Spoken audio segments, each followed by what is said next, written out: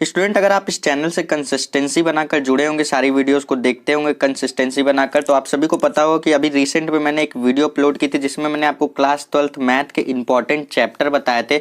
तो उसमें मैंने आपको पार्ट 1 और पार्ट 2 दोनों से बताया था। तो पार्ट 1 में मैंने आपको सबसे ज़्यादा मोस्ट इंपॉर्टेंट आपको बताया था मैट्रिक्स और डिटर्मिनेंट, और एक चैप्टर आपका और था जो कि था चैप्टर नंबर 5 जो अवकलन था। ठीक है, तो आज की इस वीडियो में फिलहाल मैं आज की इस वीडियो में आपको मैट्रिक्स और डिटर्मिनेंट यानी कि आव्यूह और सारणी के कुछ इंपॉर्टेंट क्वेश्चन कराने वाला हूं जो कि आपके प्रीवियस ईयर में पूछे जा चुके हैं। ठीक है, तो यहाँ पे देखिए पहले क्वेश्चन की बात करेंगे। पहले क्वेश्चन में बोल रहा है ये हमारे पास दे रखी है आव्यूह बराबर ये दे रखा है और प्लस ये दे रखा है। तो देखो इसमें हमें 4 टर्म की वैल्यू निकालनी है। पहले तो x, दूसरा y और तीसरा z और यहाँ पे चौथा w। हमें ये 4 टर्म दे रखे हैं। देखो x, y, z, w, इन चारों की वैल्यू हमें निकाल के बतानी है। ठीक है, तो सबसे पहले हम क्या कर लेते हैं, इस 3 का जो मल्टीप्लाई हम करेंगे। देखिए आव्यूह में जो 3 का मल्टीप्लाई होगा, जब ये अंदर मल्टीप्लाई होगा तो सारे एलिमेंट पे होगा। ठीक है, तो यहाँ से देखिए हम मल्टीप्लाई करेंगे तो कितना हो जाएगा, ये हो जाएगा 3x और ये हो जाएगा 3y और यहाँ से हो जाएगा 3z और ये हो जाएगा यहाँ पे 3w हो जाएगा हमारे पास। ठीक है, तो ये हमारे पास क्या किया हमने, 3 का मल्टीप्लाई कर दिया। बाकी सारे को हम ऐसे ही लिख लेंगे,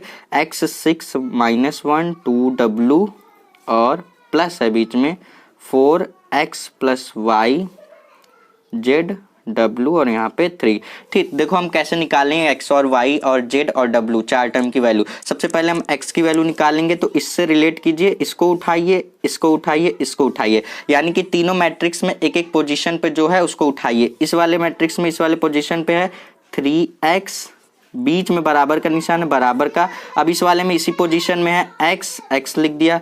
अब बीच में प्लस का निशान है, प्लस लगा दीजिए। इस वाले में इसी पोजीशन पे है 4, तो 4 लिख दिया। अब यहाँ से अगर इसको सॉल्व करेंगे तो देखिए x को इधर लेके जाइए, हो जाएगा 3 - x बराबर का 4 हो जाएगा। तो 3 - x का मतलब क्या, 2x। ठीक, क्या हो जाएगा, 2x हो जाएगा। 2x बराबर 4, यानी कि x की वैल्यू क्या आ जाएगी, x की जो वैल्यू आ जाएगी आपके पास वो आ जाएगी 2, 2 2 = 4। तो x की वैल्यू हम लोगों ने निकाल ली। अब दूसरी वैल्यू हम लोग y की निकालते हैं। तो देखो वैसे ही निकालेंगे, तो बिल्कुल सिंपल क्वेश्चन है, 5 नंबर का पूछा गया है। अब देखो यहाँ से 3y, यहाँ पे देखो ये y वाला टर्म है 3y = अब इसके पोजीशन पे यहाँ पे है 6, तो लिख दिया 6 प्लस, और यहाँ पे इसके पोजीशन पे क्या है, x + y है। ठीक है, x + y। तो देखो इसकी वैल्यू हम लोग कैसे निकालेंगे, यहाँ से लिख दोगे 3y, यहाँ से हम लोग लिख देंगे 3y = 6 प्लस x की वैल्यू अभी हम लोगों ने निकाली, कितनी निकाली, वो है 2, तो x के प्लेस पे हम लोग लिख देंगे 2 + y हो जाएगा। ठीक है,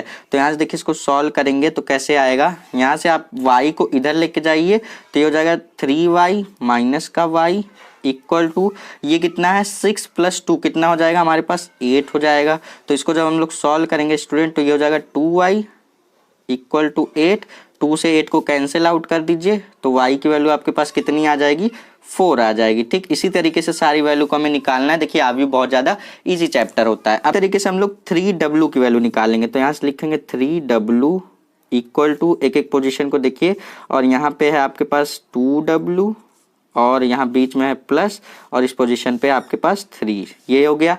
तो यहाँ से देखिए आपके पास कितना आ जाएगा, यहाँ से आप क्या करेंगे, यहाँ से आपके पास 3w है तो लिख दीजिए 3w, 2w इधर प्लस में है उधर जाएगा तो आपके पास माइनस का 2w हो जाएगा, = है आपके पास 3, सिर्फ और सिर्फ बचेगा।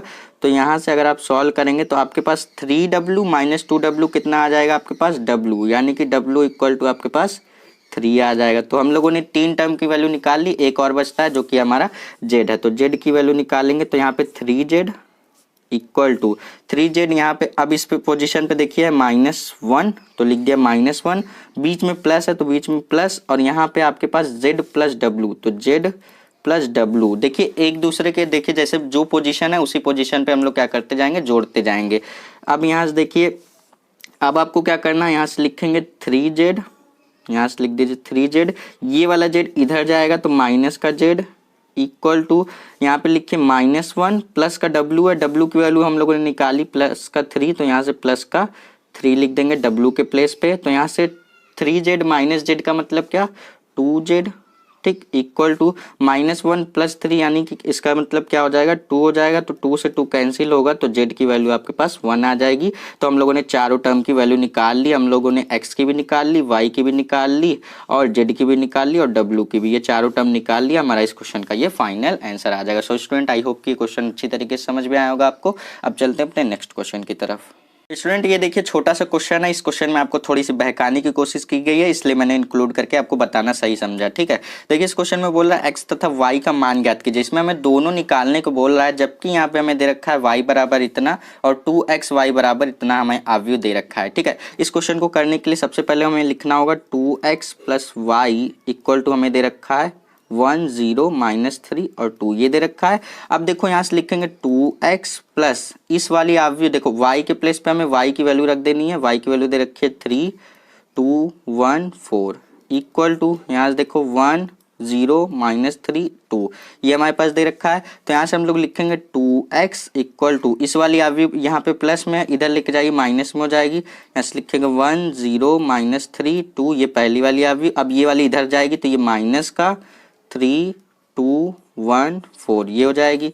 तो 2x इक्वल टू, अब इसको माइनस करिए, माइनस कैसे करते हैं जोड़ते कैसे सब कुछ पढ़ा रखा है, आप चाहें तो जाकर प्लेलिस्ट पर देख सकते हैं, ये पूरा चैप्टर ही मैंने पढ़ा रखा है। अब माइनस करेंगे तो 1 -3 1 -3 का मतलब -2 0 -2 का मतलब -2 -3 -1 -4 2 -4 यानी कि माइनस का 2। देखो सब में क्या आया है माइनस माइनस आया है। ठीक है, तो यहाँ से देखो ये 2x की वैल्यू आई है। अगर हम लोग x की वैल्यू निकालना चाहेंगे 2 क्या होगा इसके डिवाइड में आ जाएगा, तो 1/2 ऐसे हो जाएगा, ये -2 और ये -2 -4 -2। ठीक है, अब 1/2 का मतलब क्या है 2 से डिवाइड कर दीजिए पूरे मैट्रिक्स में, तो x बराबर 2 से डिवाइड होगा -2 तो ये हो जाएगा -1, ये भी -1, ये -2 और ये -1।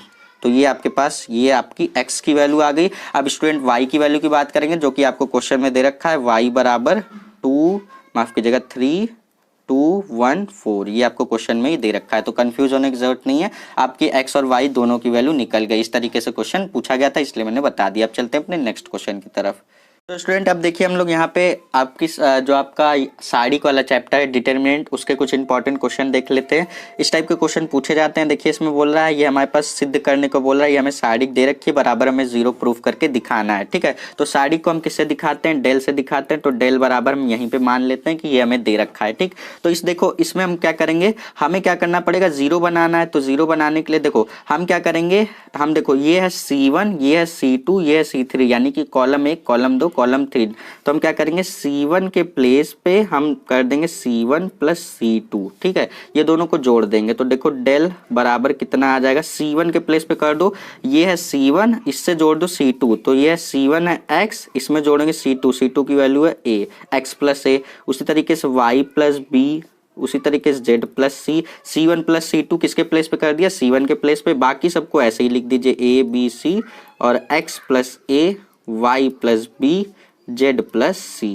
ठीक, हमें 0 प्रूफ करके दिखाना है। अब देखो यहाँ पे एक प्रॉपर्टी मैं आपको बता रहा हूँ, जब भी किसी साड़ी यानी कि किसी भी डिटर्मिनेंट में किसी देखो 2 रो या फिर 2 कॉलम जब सेम हो जाते हैं तो उस डिटर्मिनेंट की वैल्यू क्या आती है 0 आती है। अगर आप इसको देखो, इसको ये इसका नाम है C1 और C3 को देखो तो ये सेम है यानी कि डेल की जो वैल्यू आ जाएगी 0 आ जाएगी। ये प्रॉपर्टी होती है। ठीक है, मैं अपने से नहीं बता रहा हूँ, ये प्रॉपर्टी होती है। अगर आपको कोई रीजन पूछे ये कैसे 0 आ गया तो सिंस आप यहाँ पे बगल में रीजन लिख दोगे, क्योंकि यहाँ पे लिखोगे क्योंकि C1 और C2 क्या माफ कीजिएगा C1 और C3 क्या है समान है यानी कि इक्वल है। इस कंडीशन में हमारे पास डेल की वैल्यू क्या आ जाएगी 0 आ जाएगी। उसी तरीके से नेक्स्ट क्वेश्चन देखो, उसी पर बेस्ड यहाँ पे देखो इस क्वेश्चन में भी सिद्ध करने को बोल रहा है हमारे पास। यहाँ पे बोल रहा है सिद्ध कीजिए, ये हमारे पास एक क्या दे रखा है, हमारे पास साड़ी दे रखा है, इसके बराबर में प्रूफ करके दिखाना है। ठीक है, तो साड़ी को हम लोग किससे दिखाते हैं डेल से दिखाते हैं, तो डेल से मैंने दिखा दिया। देखो इसको करने के लिए हमें करना क्या होगा, देखो अगर हम क्या करें, अगर हम लोग C1 के प्लेस पर देखो C1 के प्लेस पे कर दें C1 plus C2 plus C3, यानी कि पहली कॉलम के जगह पे हम लोग C1 C2 C3 यानी कि तीनों कॉलम को जोड़ कर लिखें। ये कैसे आपको दिमाग में आता है, इसके लिए चाहिए होती है प्रैक्टिस। अगर आप इस चैप्टर को नहीं पढ़ें तो इस चैप्टर को भी मैंने पूरा पढ़ा रखा है, प्लेलिस्ट मिल जाएगी आपको, जा करके देख सकते हैं वहां से, ठीक है। तो यहाँ से देखिए डेल इक्वल टू, अब C1 के प्लेस पे इसको तीनों को जोड़ दीजिए। देखिए C1 की वैल्यू है A माइनस बी, प्लस करना है C2 की वैल्यू है B माइनस सी, ठीक है। उसी तरीके से प्लस करना है C3 की वैल्यू है C माइनस ए। अब उसी तरीके से फिर वही करना है C1 के प्लेस पे C1 यानी कि B माइनस सी, प्लस यहाँ पे C2 की वैल्यू है C माइनस ए, प्लस C3 की वैल्यू है A माइनस बी, ठीक। उसी तरीके से C1 की वैल्यू माइनस ए, प्लस C2 की वैल्यू है A minus B, plus C3 की वैल्यू है B माइनस सी, ठीक है। और बाकी हमें दूसरी वाली कॉलम में कोई छेड़छाड़ नहीं करनी है और तीसरी वाली कॉलम में भी कोई छेड़छाड़ नहीं करनी है, बिल्कुल इसी तरीके से हमें लिख लेना है। हमें जीरो प्रूफ करके दिखाना है, तो देखो कैसे जीरो प्रूफ करेंगे हम लोग। देखो अगर आप देखोगे यहाँ से, देखो A प्लस में है और A माइनस में कैंसिल हो जा रहा है, B माइनस में है प्लस में कैंसिल हो जा रहा है, C माइनस में प्लस में कैंसिल हो जा रहा है। इसी तरीके से सारे टर्म क्या हो जा रहे हैं, कैंसिल हो जा रहे हैं। क्या हो जा रहे हैं, सारे टर्म ध्यान से देखोगे तो कैंसिल हो जा रहे हैं। तो यहाँ पे डेल इक्वल टू, यहाँ से देखो आप लिखोगे, ये पहली कॉलम क्या होगी, पहली कॉलम तो पूरी जीरो हो गई, ठीक। तो यहाँ से लिखोगे B minus C, C minus A minus B और C minus A minus B minus C. देखो ये सब क्वेश्चन मैं आपको किस लिए बता रहा हूँ, क्योंकि इन सारे क्वेश्चन की हेल्प से आप सारणी के जो कुछ प्रॉपर्टी होती हैं उसको सीख जाएंगे। जब आप उसको सीख जाएंगे तो डायरेक्ट क्वेश्चन पे अप्लाई करके अपना समय बचा सकते हैं। अब देखो जब ये जीरो आ गया, जबकि हमारे देखो कोई भी कॉलम यानी कि कोई भी दो कॉलम या दो रो सेम नहीं है, तो हम कैसे जीरो प्रूफ करेंगे। अब देखो इसमें अलग प्रॉपर्टी यूज होने वाली है। देखो जब भी किसी सारणी में किसी एक रो या फिर किसी एक कॉलम की पूरी वैल्यू जीरो हो जाती है तो उस कंडीशन में सारणी का मान जीरो आता है, ठीक है। अब इसमें आप रीजन क्या लिखोगे, अगर आपसे कोई रीजन पूछे तो आप लिखोगे क्योंकि C1 के सारे मान क्या हैं, जीरो हैं। अगर आपके पास इसी तरीके से C2, मान लीजिए C1 ना होकर के जीरो, C2 जीरो होता, यानी कि कोई भी कॉलम या फिर कोई भी एक रो अगर उसके सारे एलिमेंट जीरो हो जाते हैं तो उस कंडीशन में आपके पास जो सारणी यानी कि डिटर्मिनेंट की जो वैल्यू आती है वो जीरो आती है। क्लियर है। अब चलते हैं अपने नेक्स्ट क्वेश्चन की तरफ। अब स्टूडेंट देखिए ये क्वेश्चन थोड़ा सा लॉन्ग क्वेश्चन है और आपके बोर्ड एग्जाम में ये क्वेश्चन 5 नंबर का पूछा गया है, ठीक है। तो इसको ध्यान से समझिएगा, ये क्वेश्चन थोड़ा सा लॉन्ग है। बाकी के जो क्वेश्चन मैंने आपको बताया वो सिर्फ और सिर्फ इसलिए मैंने आपको बताया कि ताकि आप सारणी यानी कि डिटर्मिनेंट के जो कुछ इंपॉर्टेंट प्रॉपर्टी यानी कि गुणधर्म होते हैं उसको आप जान लें, ठीक है। तो देखिए इस क्वेश्चन में बोल रहा है एक सारणी दे रखा है, इसके बराबर में सिद्ध करने को बोल रहा है 4a² b² c², ठीक है। तो सबसे पहले हम लोग सारणी को किसे दिखाते हैं, डेल से। तो del equal to -a² AB AC BA minus B² BC और यहाँ पे हमारे पास दे रखा है CA CB माइनस C², ये हमारे पास सारणी दे रखा है। अब देखो कैसे सॉल्व करेंगे हम लोग इसको। यहाँ से देखो डेल इक्वल टू, यहाँ से देखो पहली कॉलम को देख लो, तो पहली कॉलम में सब में क्या दिख रहा है, A, तो पहली कॉलम से A कॉमन कर लेंगे। दूसरी कॉलम में जाओगे तो दूसरी कॉलम में B कॉमन दिख रहा है, तो दूसरी कॉलम से B कॉमन कर लेंगे। और तीसरी कॉलम में जाओगे तो तीसरी कॉलम में देखो सब में C दिख रहा है, तो C कॉमन कर लेंगे। तो पहली कॉलम से A कॉमन किया, दूसरी कॉलम से B कॉमन किया, तीसरी कॉलम से C कॉमन किया। अब देखो सारणी के अंदर क्या बचा, स्क्वायर था, एक कॉमन होकर के बाहर चला गया तो माइनस का ए बचा। यहाँ पे BA था, ए कॉमन होकर बाहर गया तो सिर्फ और सिर्फ B बचेगा।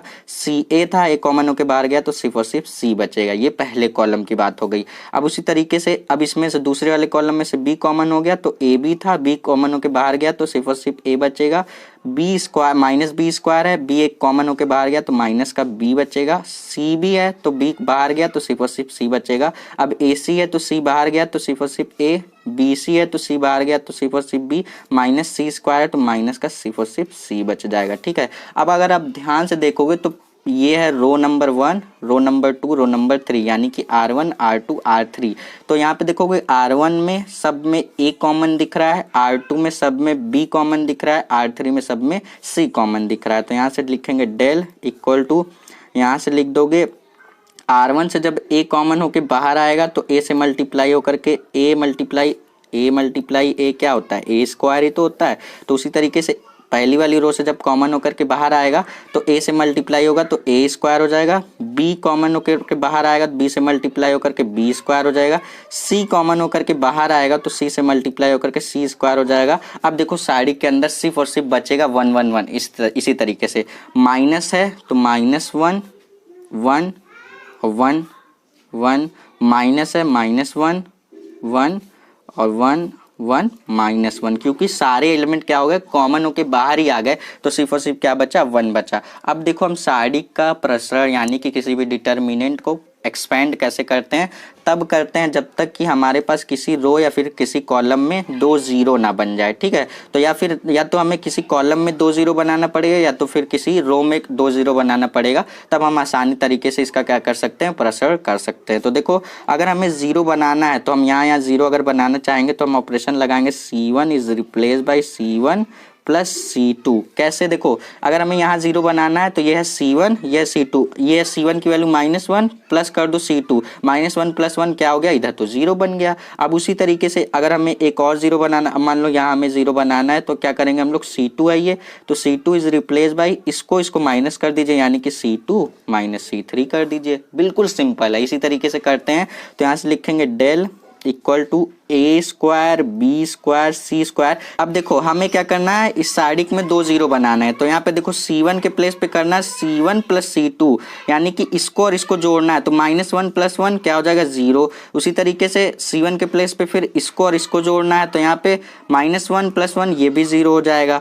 उसी तरीके से इसको जोड़ेंगे तो ये 2 हो जाएगा, ठीक। अब देखो उसी तरीके से C2 के प्लेस पे क्या करना है, इसको और इसको घटाना है यानी कि C2 - C3 करना है तो 1 - 1 0 और -1 क्या -2। उसी तरीके से यहाँ पे देखो 1 है और माइनस करना है और माइनस पहले से तो माइनस प्लस हो जाएगा यानी कि यहाँ पे आपके पास आ जाएगा 2 और C3 यानी कि तीसरी वाली कॉलम में कुछ छेड़छाड़ नहीं करनी, उसको एज इट इज लिख लेंगे। अब 2 0 बन गया, आसान तरीके से हम इसका प्रसरण यानी कि इसको एक्सपेंड कर सकते हैं। तो देखो डेल इक्वल टू यहाँ से लिख दो ए square B square C square. कैसे प्रसरण करते हैं सर, देखो ध्यान से सुनो, 0 को लोगे, अब जब ये वाला 0 लिया तो इस वाली कॉलम इस वाली रो को छुपा के इसका क्रॉस मल्टीप्लाई करके दुनिया का कोई भी नंबर ले आओगे, यहाँ बैठा है 0 और ये मल्टीप्लाई में है, दुनिया का कोई नंबर ले आओगे 0 से मल्टीप्लाई होकर के वो 0 ही हो जाना है, ठीक। अब यहाँ पे देखो ये यहाँ पे बीच में माइनस होता है तो -0। अब उसी तरीके से इस वाले 0 को लोगे तो इसको लोगे, इस वाली छुपाओगे इस वाली छुपाओगे, क्रॉस मल्टीप्लाई करके दुनिया कोई भी नंबर ले आओगे 0 ही आएगा। बात करेंगे सिर्फ और सिर्फ इसकी, तो प्लस का 1। अब जब ये वाले 1 लोगे तो इस वाले कॉलम को इस वाली रो को छुपाओगे, क्रॉस मल्टीप्लाई करोगे इस आपस में तो 2 का मल्टीप्लाई 0 से होकर के क्या आएगा 0 आएगा और यहाँ पे 2 का मल्टीप्लाई -2 से -4 हो जाएगा और माइनस पहले से करते हैं तो माइनस प्लस का 4 हो जाएगा, ठीक। तो यहाँ से डेल इक्वल टू ये टर्म तो सब 0 है, बचा हमारे पास ए square B square C square और यहाँ पे आपके पास ब्रैकेट में है 4 बच रहा है, ठीक है। क्या बच रहा है, ब्रैकेट में 4 बच रहा है। तो यहाँ से डेल की वैल्यू यानी कि साइड की वैल्यू आ जाएगी 4a square B square C square. ये हमारा प्रूफ हो गया, ये हमारा इस क्वेश्चन का फाइनल आंसर आ जाएगा। स्टूडेंट अगर आप क्वेश्चन पे चलेंगे तो यही हमें प्रूफ करके दिखाना था, 4a square B square C square, ये हम लोगों ने प्रूफ करके दिखा दिया। 5 नंबर का पूछा गया था आपके बोर्ड एग्जाम में तो इसलिए मैंने आपको बता दिया। अब अगला वीडियो आप किस चैप्टर पे चाहते हैं, जैसा कि आप सभी को पता है कि आपके बोर्ड एग्जाम में ज़्यादा समय नहीं बचा हुआ है तो मैं आपको लगातार वीडियो प्रोवाइड करता रहता हूँ जिससे कि आप अपनी तैयारी को बेस्ट तरीके से करते रहें। तो अगला वीडियो किस आप चैप्टर पे चाहते हैं वो हमें कमेंट सेक्शन में कमेंट करके बताइए और चैनल पे नए हैं तो चैनल को सब्सक्राइब कर लीजिए, साथ ही साथ में नोटिफिकेशन बिल को ऑन करके रखिए जिससे कि मैं जैसे ही वीडियोस अपलोड करूंगा आपके पास नोटिफिकेशन आएगी, आप वहां से जाकर वीडियोस को स्टार्ट करके देख सकते हैं और यहाँ पे कुछ वीडियोज आ रही है आप इसको भी देख सकते हैं। मिलेंगे नेक्स्ट वीडियो में, तब तक के लिए पढ़ते रहिए। All the best.